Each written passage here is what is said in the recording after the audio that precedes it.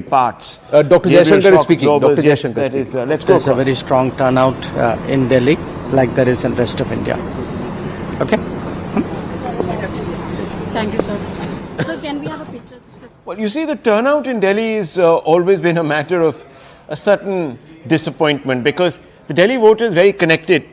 Being in the power corridors of very touching distance of the power corridors, they're very, very alert to what is happening. They're extremely opinionated. But when it actually comes to pressing the button in certain constituencies, we see a certain degree of lassitude But there. this is there across the urban. This is a phenomenon. and- Is there a phenomenon and across it the is- major? Oh, cities? absolutely. Mumbai voted last week. Again, some of those South Bombay constituencies were less than 50%. I mean, if less than half your voters are turning up, there's a problem. We saw that in Bengaluru South as well. Again, less than 50%. Chennai. In Chennai. So this is across So more other than well-to-do Kolkata. areas in Delhi Yeah. tend to see depressed voting.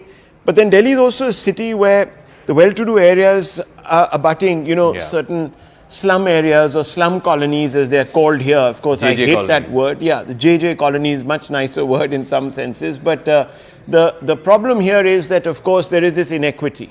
And then, of course, the chattering classes complain the most. And Mr. Modi, of course, has a real if you problem see with Mumbai, they live in unmarket harmony. They live with consensus. each other. So you have Yeah. a high rise, and all around it you have the JJ colonies or the slum area. So it's there in Yeah. Mumbai too. It's there in Chennai. That's it's true. there everywhere. But the fact is that there is a certain group of voters who don't vote. And more importantly, they crib more. They are the ones who crib more, Yeah, but and they are this the ones who don't election- go out to vote. So this and this is election- a trend which is seen. This is which This is being Delhi seen. election might be slightly different. I hope I'm not getting ahead of myself. Unfortunately, we had, a bit of a break midweek also. So you had a holiday on Thursday, and I've been, we all drive to work, and especially if you're coming across from Delhi, you see the fewer vehicles that have been. Yeah. On Lighter Thursday, it traffic, was pretty vehicular deserted. traffic, yeah. On Friday, it looked as if, everyone had gone off for their whatever. And I don't know. So, look, on paper, this is a very interesting election because the AAP is really fighting with its back to the wall. I mean, you have had a chief minister who is their most charismatic face in jail. The Supreme Court let him out just to campaign.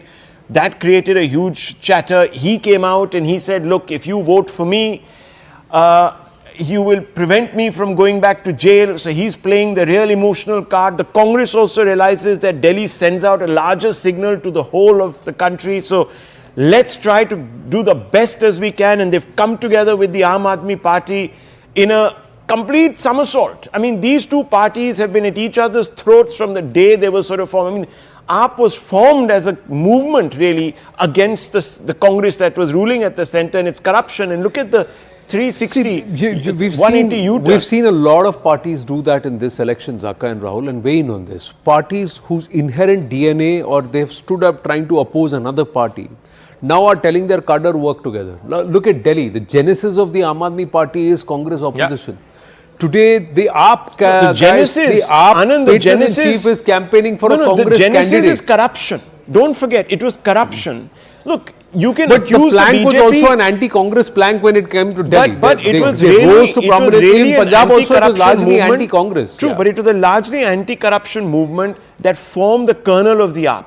And unfortunately, whether we like it or not, the taint is sort of beginning to overshadow. I don't know, Zaka, if you would back me up on this, but I think somewhere credibility, I don't know. There is I an think issue. certainly, if you were to ask the voters of Delhi, and we've all done these vox pops over the last few weeks, certainly the image of the Aam Aadmi Party, this sort of pedestal, almost quote-unquote incorruptible, Kattar Imandar, as Mr. Kejriwal himself refers to himself and his party a number of times, that has definitely taken a beating in public perception, no doubt about it.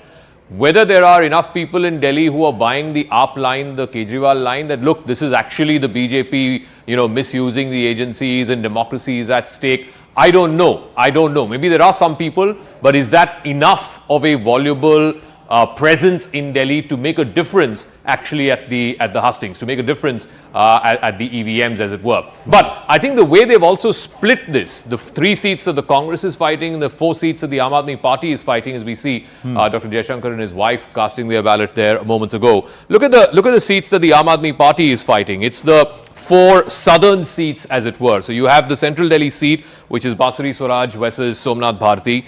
You have the East Delhi seat, where of course, which was Gautam Gambhir's seat, which now the Aam Aadmi Party is fighting on that seat. You have the South Delhi seat, again Ramesh Biduri, BJP MP, multi-term. He got dropped. In fact, the BJP has dropped 6 out of 7 MPs. The only MP they've repeated in Delhi is Manoj Tiwari in Northeast Delhi. And then you have the West Delhi constituency. Mahabal Mishra used to be an MP from the Congress 10 years ago.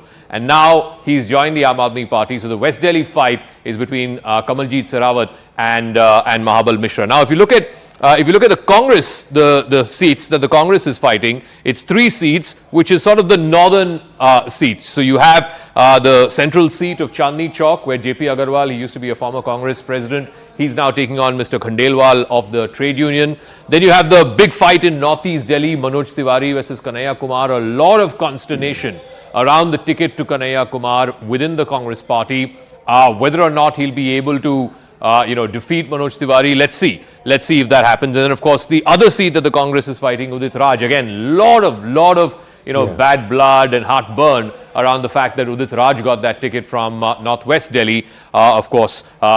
So these are the 3 seats that the Congress is fighting. So I think even in the seats that they have divided, so the southern belt is for the AAP and the northern belt is for the Congress. But I think it was Sherin who made that point, that Congress leaders are not campaigning for AAP candidates, whereas AAP leaders are campaigning for Congress campaigning for Congress candidates. Rahul Gandhi did, of course, come out for the AAP. So, one... Not at the level where they expected them to come. So and Kejriwal has done a lot for... Correct. So but the point is, really, at the end of the day, cadre chemistry. Exactly. Is that going to happen? A large number of Congress leaders also quit, of course, their party, crossed over to the BJP. On the other hand, if you were to see, the BJP in Delhi seems to have consolidated quietly. It seems to have also, sorted out a lot of the problems internally, and they seem to have been a far more cohesive and a quieter and a more well-knit unit compared to the AAP and the Congress party in Delhi.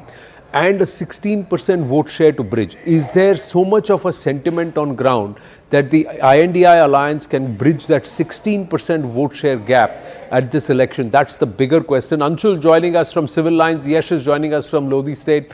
Yes, Anshul.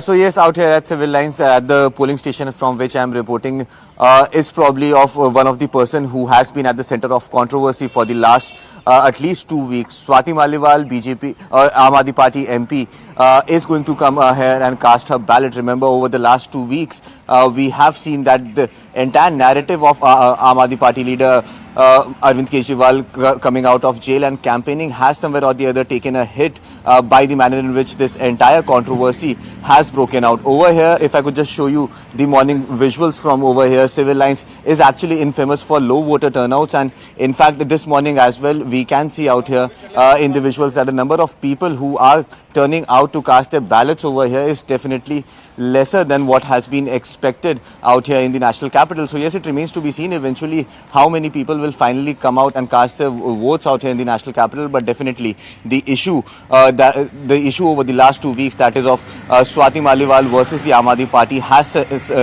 somewhere or the other caught the attention out here of the people in the national capital. It remains to be seen how will that eventually pan out for the Aam Aadmi Party, and if at all the Bharatiya Janata Party will be able to reap out any benefits from that, because we have seen that the Bharatiya Janata Party has been relentless in their campaign and attacking the Aam Aadmi Party for being anti-women. Will this issue stick out with the people? That is something that remains to be seen. But as of now, what I can see on the ground, that the voter turnout is definitely very, very less. Yes, at about 7:15, 7:20, Dr. Jaishankar went to his polling booth and he was awarded by the electoral officer that he is the first male voter to come out and vote at his polling booth. So Delhi, you can do a lot better than that, because people should have been there from 6:50 onwards, 6:55 onwards, and there should have been steady queues. That's not the case that we are seeing in a lot of the places. Some of the candidates have come out to vote, the big names have come out to vote, netas are coming out to vote, but what about the others? Will they do that? Dr. Hardeep Puri is there. He was the candidate, Lok Sabha BJP candidate for from Amritsar the last time around. This time it is Ambassador Taranjeet Singh Sandhu. Now let's go across to Yash Dayal. Yes, Yash, where are you? Well, Anand, like you mentioned, I'm in Lodi Estate, and this polling booth is near the Khan Market. And one thing I can tell you is that this very booth and certain booths near this very area are famous for low voter turnout. In fact, very few people have started and in fact voted over here. Some images are coming. You can see how, in fact, certain people of age are coming and casting their vote. In fact, these images are of inspiration for those who are still sitting at home. In fact, I have a voter with me who actually just casted his vote.